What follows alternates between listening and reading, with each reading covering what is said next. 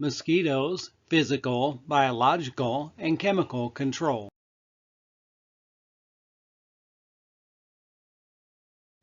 After taking this course, you will learn all mosquito larvae require stagnant, non-moving water until they emerge as adults. This includes ditches, marshes, swamps, pools, basins, depressions, and small natural and man-made containers such as tires, buckets, and trash cans. Biological control is the use of natural enemies to control a target pest. Natural enemies used in biological control include parasites, predators, and pathogens. Parasites are organisms that live inside a host and feed on tissues and fluids. After taking this course, you will also learn using pesticides to supplement physical, cultural, or natural methods of control, applying pesticides in a manner that offers minimal hazards to non-target organisms, people, and the environment, use of pesticides to treat only those specific sites where mosquitoes are present. Pesticides must be labeled for the intended use. Selection should be based on the least toxic product to control the target pest. Appropriate equipment for pesticide application must be readily available and in good working order. All mosquito larvae depend on still, stagnant water to develop into adults. This includes habitats like ditches, swamps, marshes, basins, pools, depressions, and small natural man-made containers such as tires, buckets, and trash cans. While many of these environments can be managed with larvicides or biological controls, there are also physical control methods that can offer more lasting results. Let's talk about source reduction in specific habitats. Source reduction involves any technique that physically changes or eliminates a mosquito breeding site, making it unsuitable for the mosquito life cycle to continue. This can include removing discarded tires, filling in low-lying areas, and enhancing drainage systems. It may also involve intentionally flooding certain areas to flush out larvae and boost access for natural predators like fish. Next are some source reduction strategies tailored to specific habitats you might encounter in your area. Artificial containers. Any object that can hold standing water for 5 days or longer has the potential to become a mosquito breeding site. Common examples of artificial habitats include cans, buckets, old tires, clogged gutters, trash cans, cemetery vases, children's toys, abandoned swimming pools, and plastic tarps. These environments are ideal for many domestic mosquito species such as Aedes aegypti, Aedes albopictus,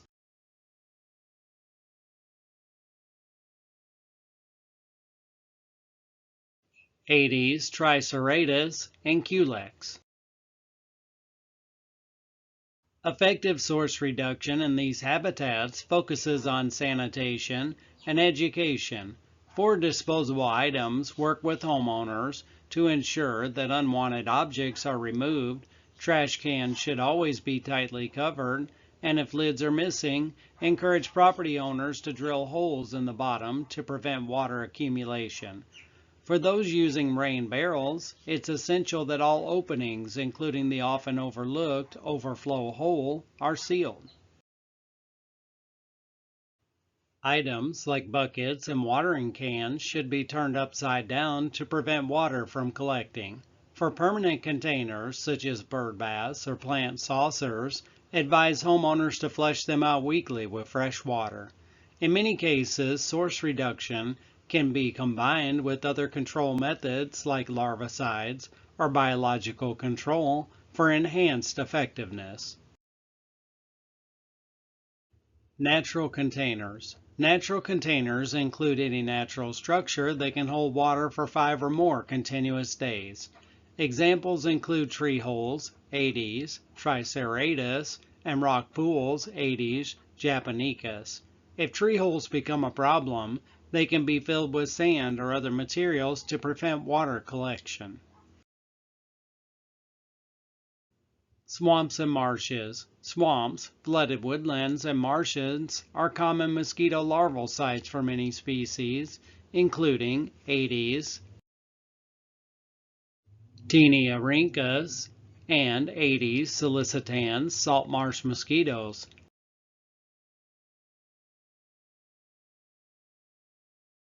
Anopheles quadrimaculatus, permanent water swamps, and many species of Culex and Culicida. Permanent water mosquitoes often prefer deeper water containing emerging vegetation, which provides larva protection from predatory fish and insects. In the shallower parts of the swamp and upper marshes, where water levels fluctuate with rains and high tides, floodwater mosquitoes may breed in great abundance during periods of inundation. Floodwaters. Many low depression areas can create floodwater habitats for species such as Aedes vexans and Saurophora columbii. Floodwater habitats include any area that temporarily floods for at least 5 days or more after heavy rains.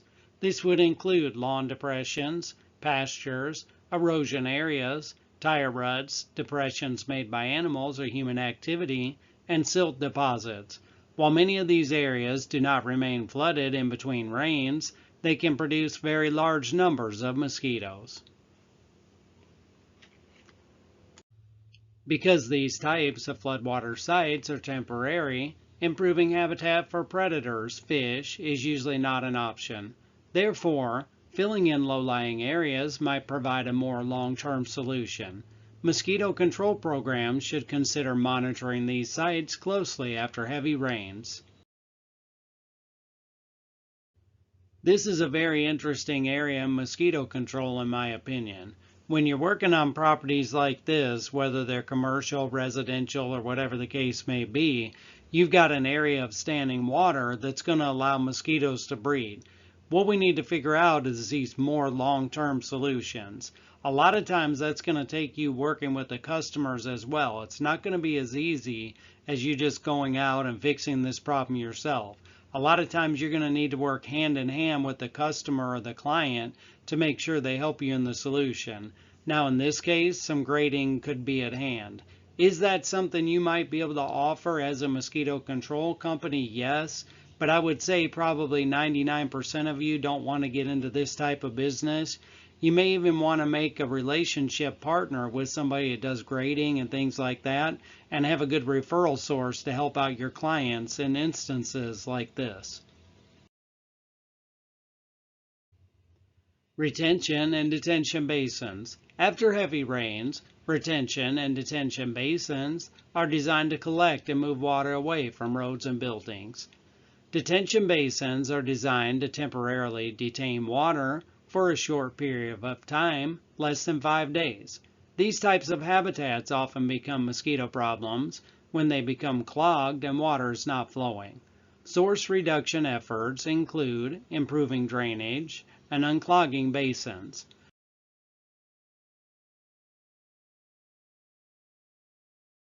Retention basins are different from detention basins in that they are designed to retain water for a longer period of time, more than 5 days. Ditches. Drainage and septic ditches are a specific type of man-made structure that is used to help collect and move rainwater away from roads and buildings.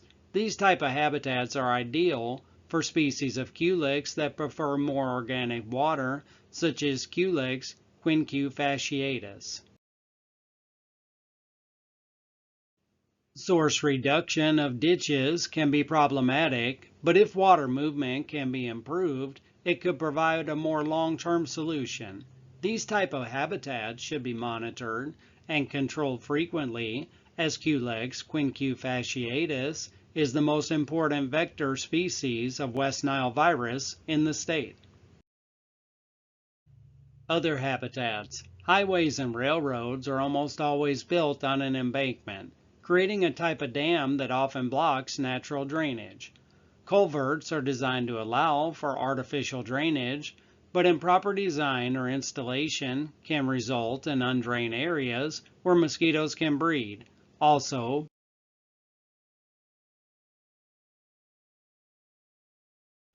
borrow pits, from which roadbed fill is taken, make good larval habitats if not properly engineered.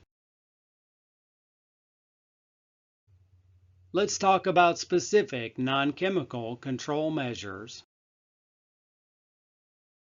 Control measures for source reduction fall into 6 broad categories: drainage, flushing, water management, filling, sanitation, and education. Drainage. Often mosquito habitats exist because areas are not properly draining. Improving drainage in areas can help ensure that water is moving as it should. Mosquitoes do not like moving water, and not collecting in low-lying areas. Unclogging ditches and basins can help improve water flow. Where the land is high enough for gravity drainage, simple ditching to promote rapid runoff of rainwater can be an efficient means of preventing mosquitoes. Water management strategies. Proper water management can minimize the wet-dry cycle conducive to floodwater mosquito breeding. Filling. Oftentimes, small lawn depressions and low-lying areas can be filled to prevent the collection of water. Soil, road debris, or canal dredging may be used to fill and eliminate areas where mosquito larvae occur. With sanitation, artificial container reduction can be extremely important, especially in urban areas. Gutters and downspouts should be monitored and flushed out regularly. Trash cans can produce mosquitoes if not properly covered. Local laws may help justify enforcement of cleanup if necessary. Education. Education of property owners to employ sanitation in yards can play an important role in reducing mosquito production in residential areas. The list of things that can be done by homeowners is almost endless. Filling plant trays with sand, not leaving children's toys out, removal of trash, washing bird baths and pet water dishes, and stocking ornamental ponds with fish are just some of the important components of reducing breeding sources. Let's talk about biological control. Biological control is the use of natural enemies to control a target pest. While mosquitoes have many natural enemies, birds, bats, spiders, beetles, and ants, very few are commonly employed in controlling mosquitoes. Natural enemies used in biological control include parasites, predators, and pathogens. Parasites are organisms that live inside a host and feed on tissues and fluids. Nematode worms are an example of a mosquito parasite that could be explored as a biological control option. Predators are animals that immediately kill and feed on a prey organism. While there are many predators that eat mosquitoes, the most common biological control agents are fish and copepods that feed on the larvae. Pathogens are any type of microorganism, virus, bacteria, fungus, protozoa,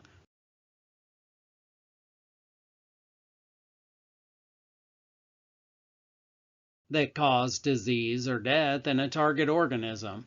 Bacterial-derived products such as Bacillus thuringiensis, Israelensis, BTI were once classified as biological control agents. However, they are now grouped into a special category called biorational control products.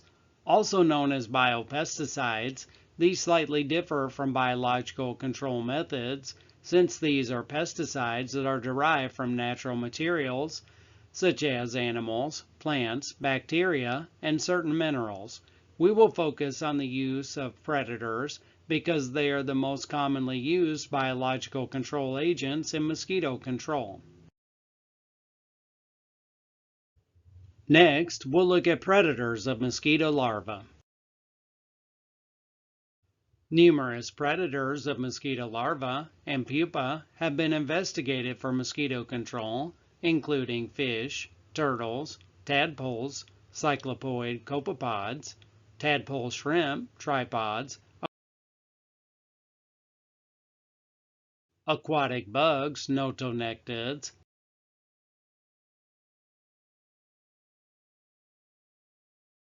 embellostomatids, aquatic beetles,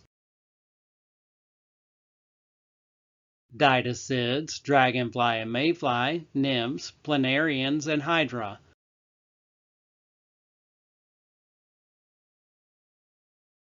Only fish and cyclopoid copepods are used operationally because they have two essential properties for control operations: 1. Sustainability, and 2. Suitable supply sources.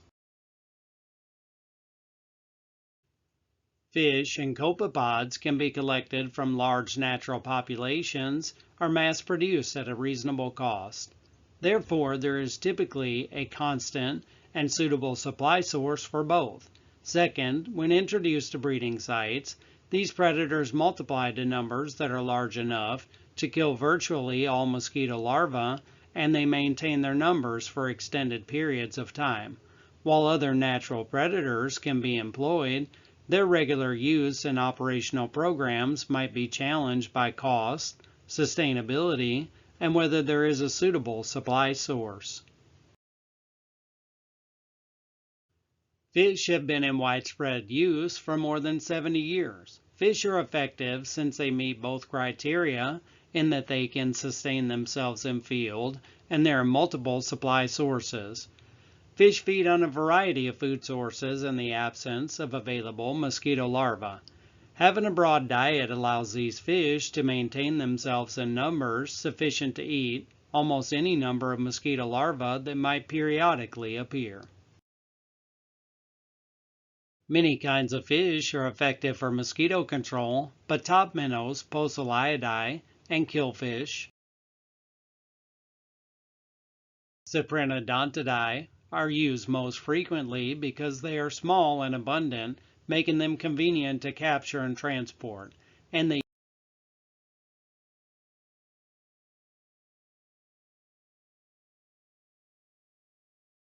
usually thrive in large numbers when introduced to mosquito breeding habitats.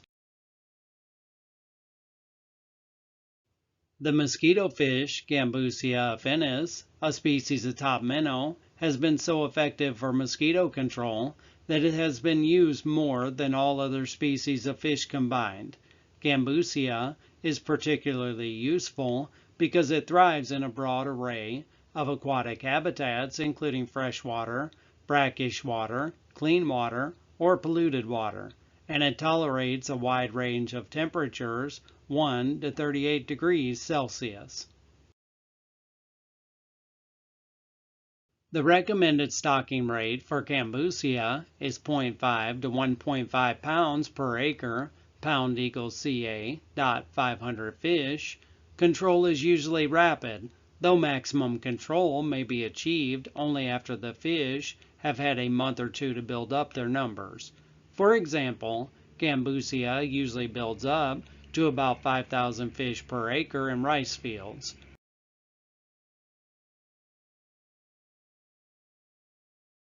Smaller stocking numbers are acceptable, e.g., 0.2 of a pound per acre, if it is possible to wait an extra few weeks for the population to grow. Guppies, Poecilia reticulata, are a top minnow used for mosquito control in some of the conditions where Gambusia is not suitable, such as excessively polluted water. Guppies have a major limitation. They can survive only in water above 10 degrees Celsius and thus need to be reintroduced into control areas at least once a year. Some limitations to using fish. It is common for fish to eliminate almost all mosquito larvae, but there are situations where fish are not so effective. For example, in aquatic vegetation, larvae can hide from fish. Some vegetation, such as spartina grass and marshes, can be so thick that fish have no access at all. Fish may also be temporarily ineffective when aquatic animals other than larvae become so abundant that the fish prey on those animals instead of the mosquito larvae. Fish cannot survive for long in an aquatic habitat that is very small, e.g. a discarded tire, nor can they survive when a site dries up. Therefore, other organisms such as copepods can be ideal in small habitats. Copepods. Copepods satisfy both criteria for operational use in that they are sustainable and there are adequate supply sources. Copepods are convenient and inexpensive to produce and transport in large numbers and are particularly suitable for some mosquito habitats where fish will not work. Copepods are tiny crustaceans, 1 millimeter in length, and are abundant in nature almost everywhere there is water. They are voracious predators, and the largest species, Mesocyclops and Macrocyclops and Megacyclops, prey on first instar mosquito larvae. Smaller species of copepods generally are not large enough to be effective predators of mosquito larvae. Because copepods are so small, they thrive in habitats that are too small for fish. They can also move easily through the middle of thick aquatic vegetation that fish cannot penetrate. Copepods can survive when a site dries up, provided the soil retains some moisture, and reemerge when a site floods, just in time to consume hatching mosquito larvae. Application of copepods and tires. The most established use of copepods is for control in discarded tires. They can survive in tires as long as the tires retain moisture, which can be periods of months or years. Tires in wooded or otherwise shaded areas are particularly suitable. The best species for tires is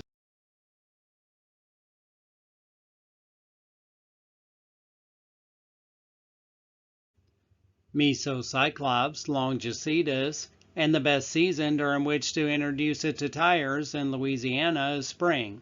Copepods can be introduced into tires with a backpack sprayer. Just keep in mind, depending on what state you're in, there's different times of the year that would be better to introduce the copepods.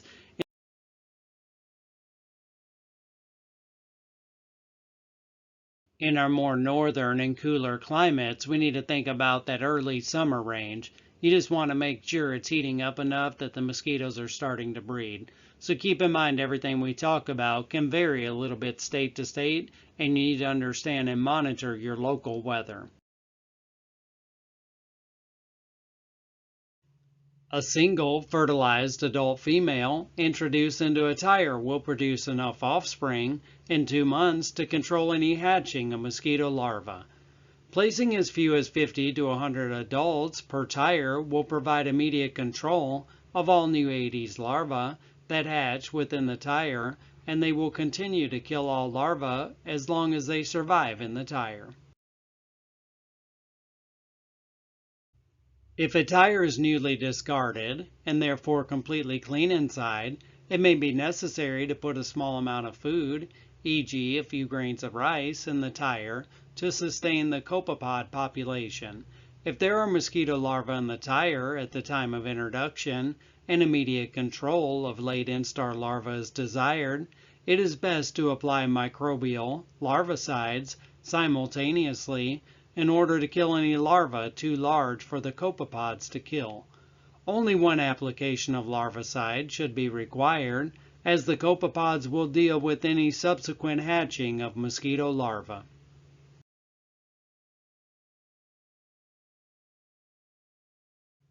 Application of copepods in larger habitats.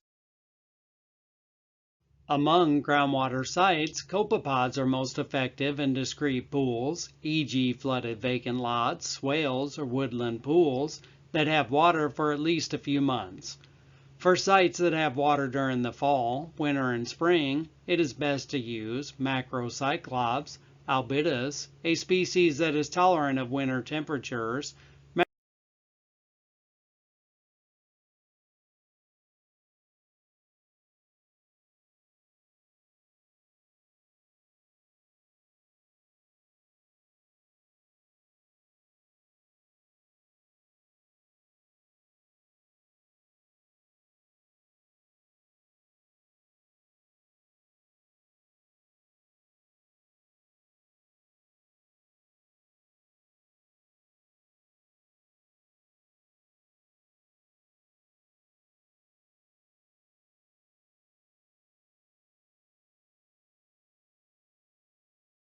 Macrocyclops should be introduced as soon as the site has water in the fall.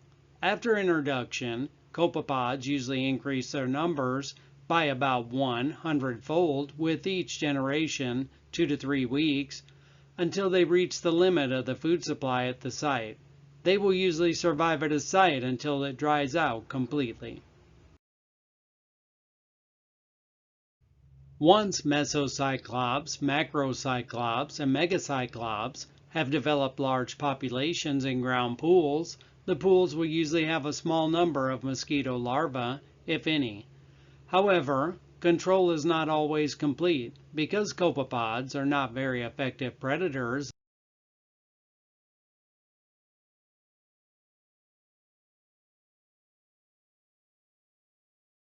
of some species of culex, particularly Culex salinarius. In addition, control of any mosquito species can be incomplete in large, ecologically heterogeneous habitats, e.g., marshes, rice fields, or residential ditches, because copepod abundance in these habitats can be spatially patchy and change with the seasons. Cannibal mosquitoes. Toxorynchides mosquitoes are large, non-biting mosquitoes that lay eggs in containers. Their larvae prey on other mosquito larvae, while adults do not blood feed. Some species of Toxorynchides can be mass-produced in the laboratory for introduction into containers. They can be introduced as eggs or larvae, but the most effective way is to release gravid females so that they can deposit their eggs in containers. The great strength of Toxorynchides is the abilities of females to find inconspicuous containers, including ones that are inaccessible to mosquito control operators. A single treatment with Toxorynchides will last about 3 weeks, which is the time it takes for Toxorynchides larvae to pupate.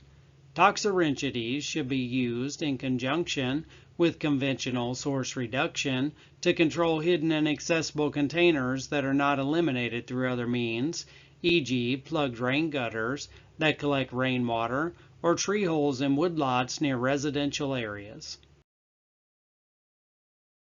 Toxorynchides amboinensis is an exotic species that has been mass-produced successfully and released with encouraging results.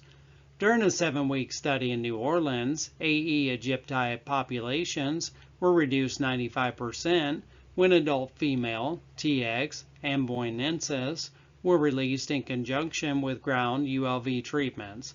Comparable A.E. aegypti populations were reduced by only 30% when malathion was used without TX amboinensis. The main limitation of TX amboinensis is that it cannot reproduce to maintain a long-term field population under some conditions. It is therefore necessary to release large numbers of TX amboinensis every few weeks to maintain control. The release rate should be about 50 adult female Toxorynchides per acre. Improving habitat for biological control. Agents and natural enemies, mosquito control programs, can help strengthen both natural enemy and biological control populations by monitoring habitats. Since most biological control is focused on larval stages, aquatic habitats can be modified to improve survival and sustainability of predators. Application of insecticides. Several broad-spectrum pesticides can potentially kill predators of mosquito larvae. Therefore, habitats being treated with biological control agents, such as backyard swimming pools, should be evaluated in areas recently treated with adulticides. Many larviciding products, such as Bacillus thuringiensis VAR, Israelensis BTI, are specific to mosquito larvae. Therefore, product selection can impact biological control success. Control of immature mosquitoes. Larval control involves a two-step process, starting with the identification of the mosquito species, their developmental stage, and the associated habitat. Once you have this information, you can select the appropriate control method, whether physical, chemical, biological, mechanical, or decide that no action is needed. By identifying the species and the habitat, you can determine the best approach. For instance, Aedes albopictus and AE aegypti can often be controlled by removing and disposing of artificial containers. Refer to the source reduction section. In contrast, species like Culex quinque fasciatus, which thrive in permanent water, may require chemical treatments such as bacterial larvicides, insect growth regulators, or surface oils.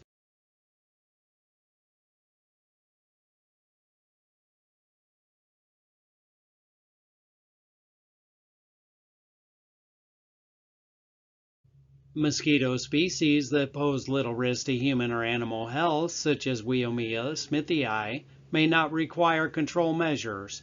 There is no universal solution for larval control, so tracking and recording the effectiveness of each method used is an important aspect of a successful program.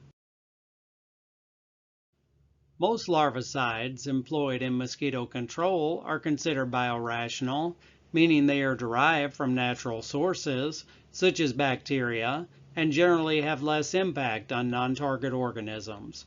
One of the most commonly used biorational larvicides is derived from bacteria. These bacterial larvicides often use various strains of bacteria, providing a cost-effective, environmentally friendly solution. Examples of bacterial larvicides include Bacillus thuringiensis, subspecies of Israelensis BTI, Bacillus sphaericus BS, and Saccharopolyspora spinosa spinosad. Bacillus thuringiensis, subspecies Israelensis BTI, was the first bacterial larvicide to be widely used in mosquito control. Discovered in Israel in 1976 and commercially available in 1983, BTI kills larvae through toxic crystals present in the bacteria, which disrupt the mosquito's gut once ingested. These toxic crystals are the active ingredient in commercial BTI formulations rather than live bacteria, making it a biorational control method rather than traditional biological control. For BTI to be effective, the mosquito must have an alkaline gut, which helps activate the toxins. A major advantage of BTI is its low toxicity to non-target organisms because of the pH differences in their guts. It specifically targets mosquito larvae and related flies, causing no harm to plants or other animals. However, BTI has a short duration of action, as the toxins lose effectiveness after a few days when the particles settle to the bottom of the water, out of reach of the larva. Reapplication every 7 to 10 days is necessary to maintain control. Special formulations such as BTI, briquettes, or dunks can release the toxin gradually, providing longer-lasting effects. Bacillus sphaericus (BS) was isolated in California in 1964 and became available for commercial use in 1991. Like BTI, BS causes damage to the mosquito larva's digestive system upon ingestion. However, BS is made from live bacterial spores, which can survive and multiply in aquatic habitats for up to 30 days. BS is particularly effective in organic waters and can continue to kill larvae for weeks,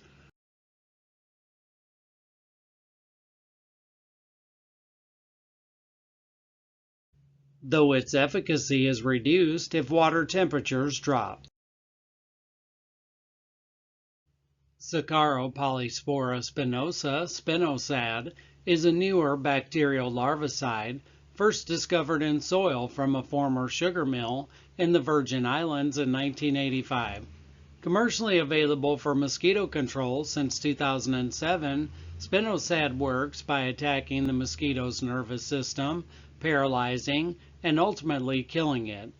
Unlike BTI and BS, spinosad is effective in a variety of aquatic environments, including both permanent and floodwater habitats. Available in tablets, granules, and liquid forms, spinosad has varying residual effects depending on the formulation. As it works differently from other larvicides, it can be a useful tool for addressing mosquitoes that have developed resistance to other treatments. Combination products. As a result of the diversity of bacterial larvicides available, vendors have started to offer larvicides as duplex mixtures. For example, BTI and BS have been mixed together to give control with quick knockdown BTI and longevity.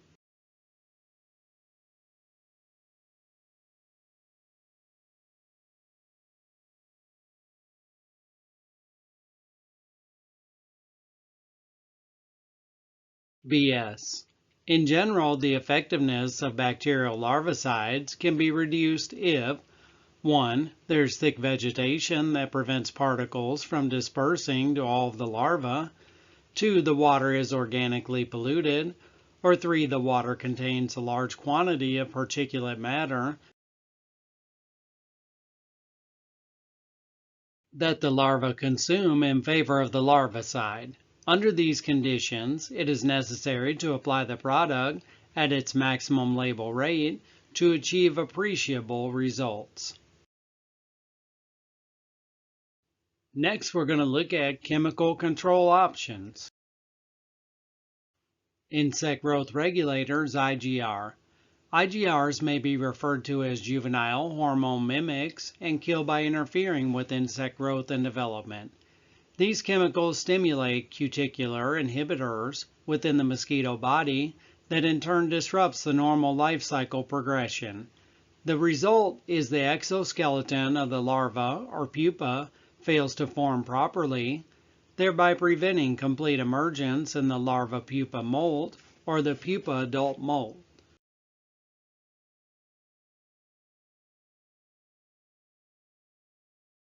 The most common IGR used for controlling mosquitoes is S-methoprene. S-methoprene can be used in a variety of aquatic habitats, including catch basins, roadside ditches, artificial containers, flooded areas, etc.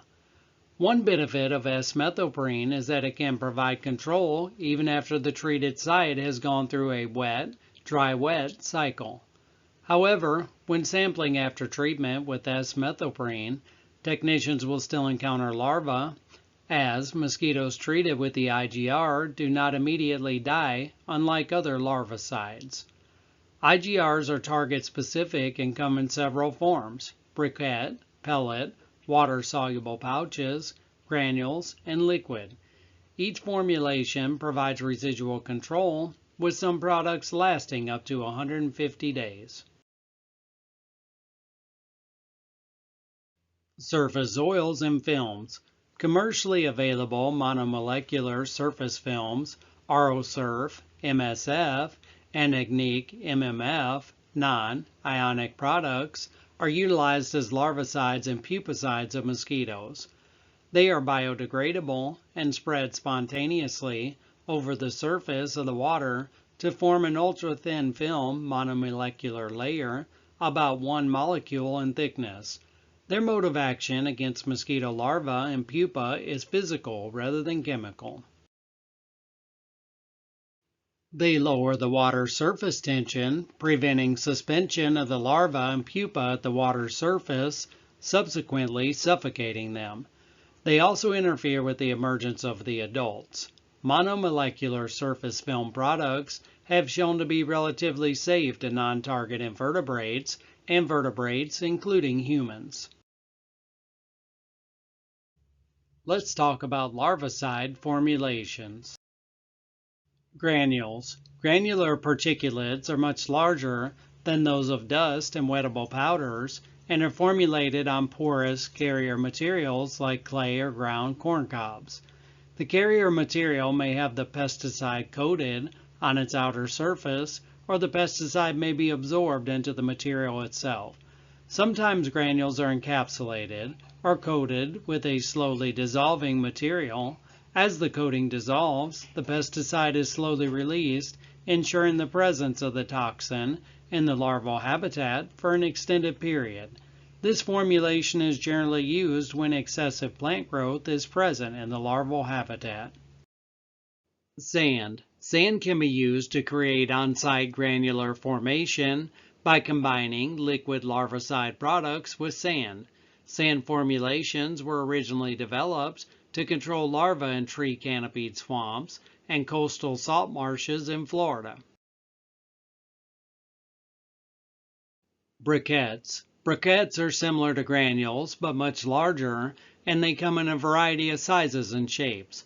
Briquettes slowly dissolve and release a sustained amount of larvicide over time. Briquettes are normally applied to shallow depressions in no-flow or low-flow water conditions, e.g. woodland pools, catch basins, etc.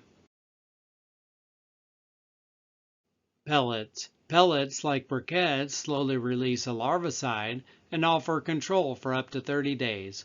Pellets can be applied by hand, truck, or airplane and can treat a wide variety of habitats, e.g. containers, woodland pools, floodplains, etc. On the current image, you're seeing some of the shapes and sizes of the granules, pellets, and briquettes. Liquid formulations.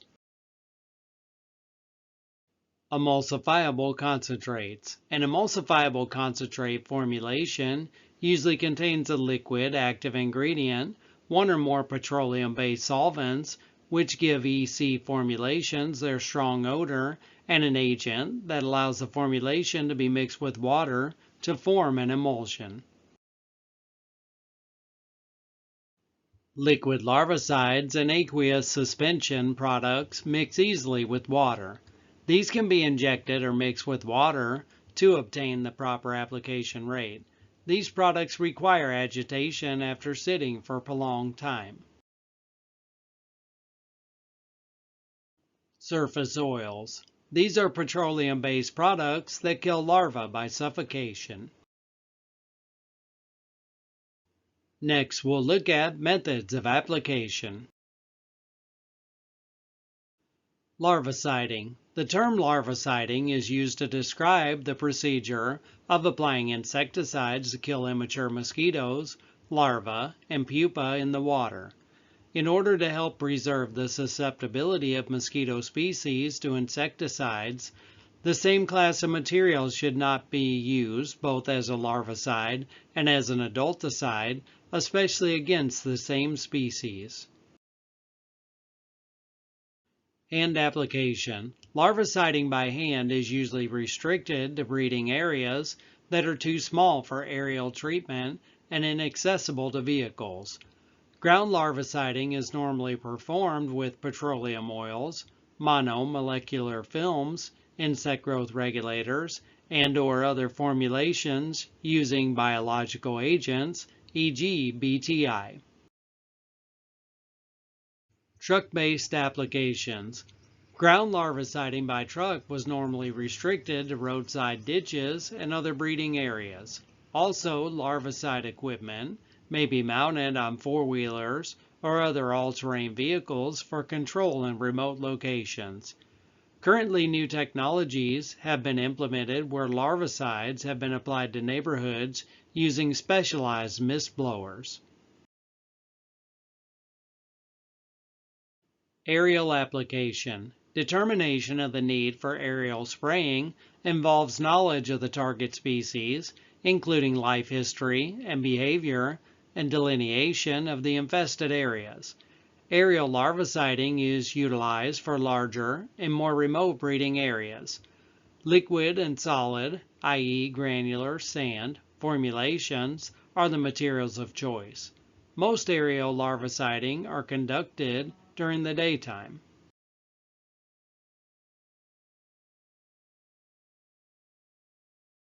Let's talk about adult mosquito control. Adult mosquito control, adulticiding, focuses on killing the adult stage of the mosquito. As a result, mosquitoes are targeted while in flight or at rest rather than as immatures with an aquatic environment. Adulticiding is incredibly important when 1. The level of nuisance biting mosquitoes is high, 2. There's an increased risk for virus transmission, and or 3. When adult mosquitoes pose other increased risks to humans or animals. Surveillance is incredibly important to justify when and where adulticiding applications will occur. The first step in the control of adult mosquitoes is to identify the pest species.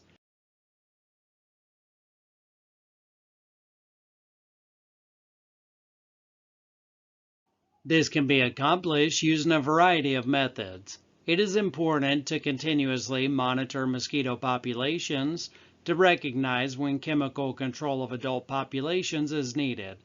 There will be times when adult populations are low enough or weather conditions prevent the need for spray applications.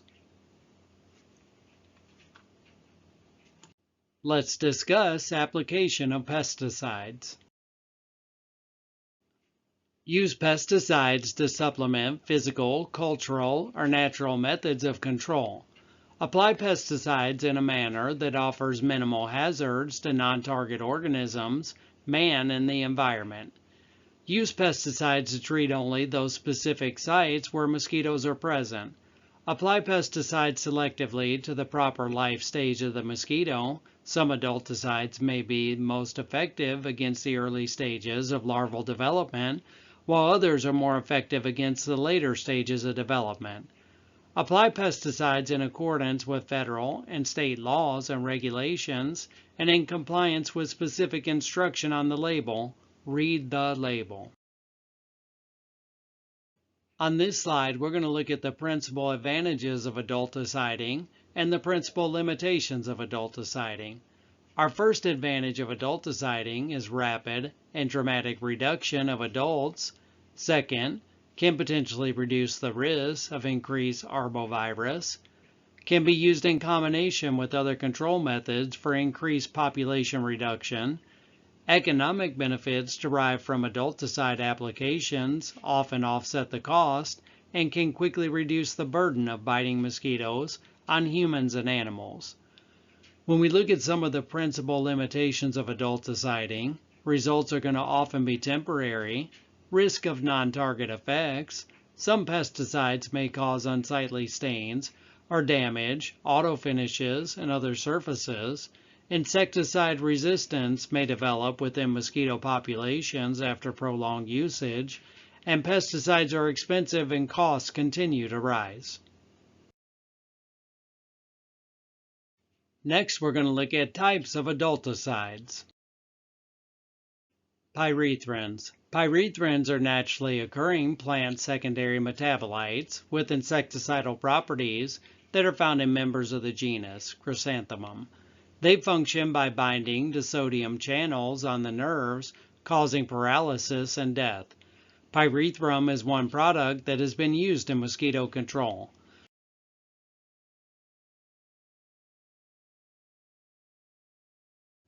While it is more often considered one of the more environmentally acceptable adulticides, it breaks down rapidly when exposed to light. Pyrethroids. Pyrethroids are synthetic compounds whose structures mimic pyrethrins. These products were modified in order to have increased stability, allowing them to persist in the environment for longer. Like pyrethrins, pyrethroids also disrupt the sodium channels on the nerves, resulting in paralysis and death. Examples of pyrethroids used in mosquito control include permethrin, resmethrin, deltamethrin, prolethrin, etofenprox, and phenanthrene, also known as simethrin. Additionally, bifenthrin, permethrin, lambda, cyhalothrin, and deltamethrin are also commonly used as barrier treatments for mosquito control. Pyrethroids are extremely toxic to fish and should be applied carefully and according to the product label. Organophosphates, nalid, malathion, and chlorpyrifos are organophosphate adulticides that are used in mosquito control programs. They are variable in toxicity and persistence, but most often break down rapidly. Organophosphates work by inhibiting an enzyme, cholinesterase, that breaks down acetylcholine, an important neurotransmitter on the surface of nerve cells. Since the enzyme gets inhibited, nerves continue firing, causing paralysis and death. This cellular process is highly conserved in animals, meaning that humans can be negatively impacted. It is recommended that employees working extensively with organophosphates be tested for acetylcholinesterase annually before and after the spray season. Piperonyl butoxide (PBO). Many formulated adulticides have PBO added to increase their efficacy. PBO has little to no toxic properties, but functions as a synergist, a compound or pesticide that enhances the toxicity of another pesticide by inhibiting detoxification processes in arthropods. As a result, insecticides can be more effective even with less of an active ingredient. Let's look at dry or solid formulations.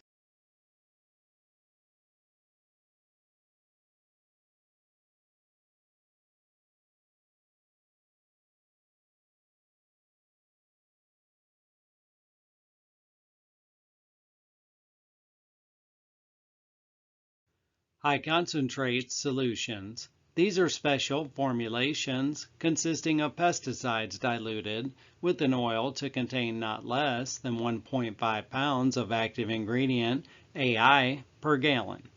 In mosquito control, they are often used in ULV application for control of adult mosquitoes. This formulation allows the pesticide to stick to objects and target organisms. Emulsifiable concentrates (EC). These formulations contain an insecticide, a petroleum carrier, and an emulsifying agent that permits the formulation to mix well with water. When diluted, emulsions need little agitation and can be used as a residual spray both outdoors and indoors. They can also be used as aerosol sprays for adult mosquito control. Caution should be used during applications, as ECs can damage some plants and stain certain surfaces.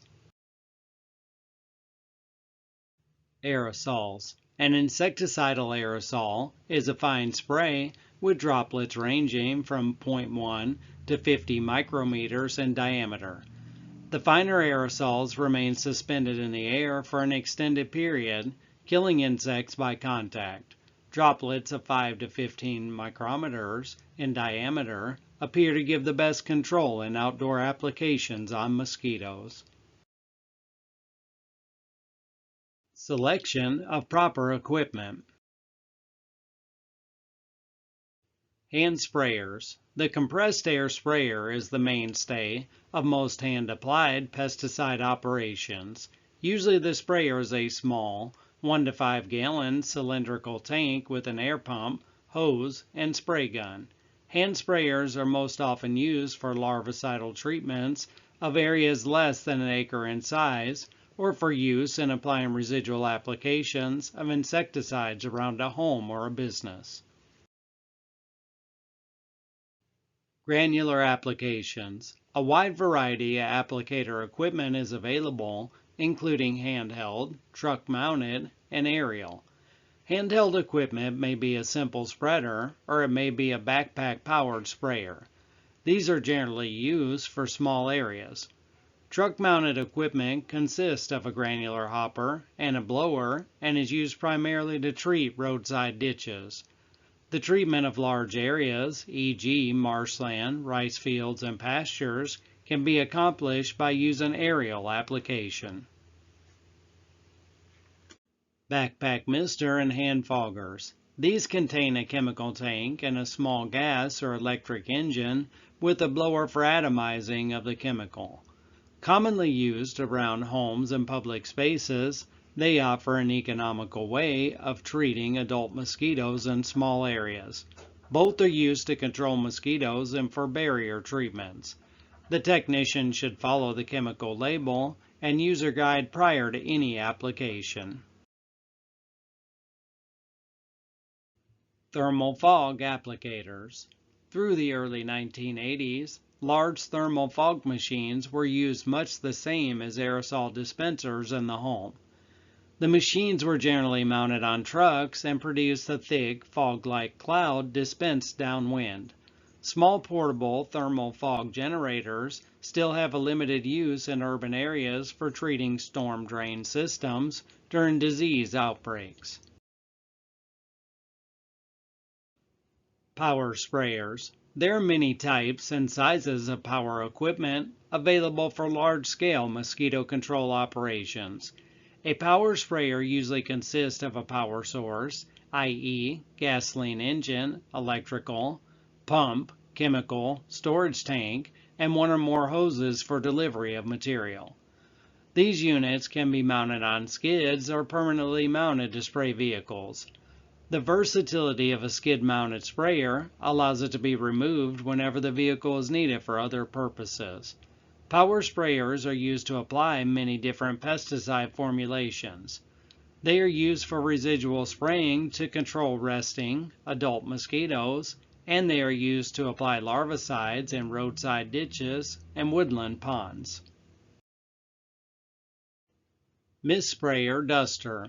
These are truck-mounted sprayers used for area-wide larviciding.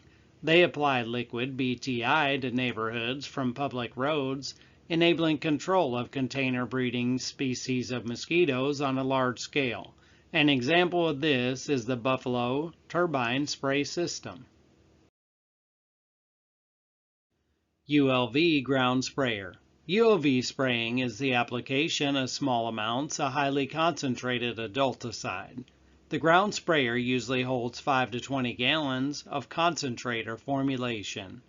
It is often mounted on the bed of a half-ton truck. In contrast, the thermal fogger was much larger and heavier, and its adulticide tank contained 25 to 200 gallons or more. The unit was usually mounted on a much larger vehicle, such as a 1 to 3 ton truck. Most ULV ground sprayers use a blower that delivers high-speed air to break up and transport the spray droplets to a point just outside the nozzle orifice. The prevailing winds, less than 10 miles per hour, act to move the adulticide droplets across the treatment area. No wind less than 1 mile per hour often results in poor dispersal of the adulticide, and this results in poor control of mosquito populations in the vicinity. ULV applications use less adulticide per acre than in thermal foggers. The result is less environmental contamination, saving in adulticide cost, reduction of dilutants, and reduced time for loading or transporting adulticides. Another advantage of ULV aerosols is the avoidance of dense fog such as those produced by thermal fog generators. ULV ground equipment should produce a carefully regulated and monitored flow rate and spectrum of droplet sizes. Usually the nozzle should be directed upward at an angle of 45 degrees to ensure maximum dispersal of insecticide. Vehicle speed should not exceed that designated on the insecticide label. The spray should always be shut off when the vehicle is stopped, even momentarily. Let's talk about care and maintenance of equipment. Selection of the proper type and size of equipment is important for any application of mosquito larvicide. However, the effectiveness of application largely depends on equipment that is subjected to a regularly scheduled maintenance program and frequently calibrated to a standard specified on the product label.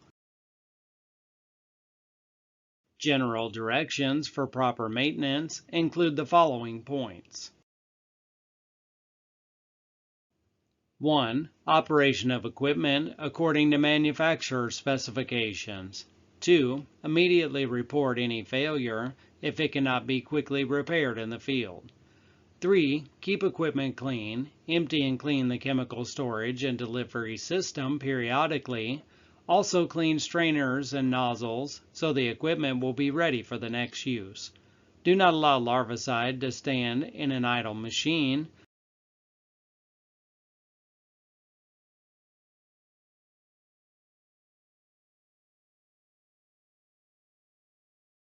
Always observe regulations regarding the safe disposal of the rinse or waste. 4. Keep machines properly lubricated. 5. Use preventative maintenance on equipment that will be out of service for long periods of time. Cover and store equipment to avoid accumulations of dirt, debris, and moisture. All spray equipment should be calibrated annually or any time a modification is made to the system. Modifications include any equipment related to the system, i.e. changing chemical product, pumps, chemical lines, spray head, etc. This ensures you are always applying the chemical according to label requirements. The use of trade names in this publication is solely for the purpose of providing specific information or as examples. American Pest CEUs does not guarantee or warranty the products named, and references to them in this publication do not signify our approval to the exclusion of other products of suitable composition. All chemicals should be used in accordance with directions on the manufacturer's label. Use pesticides safely. Read and follow directions on the manufacturer's label. Congratulations, you have completed the course. Please continue to the quiz.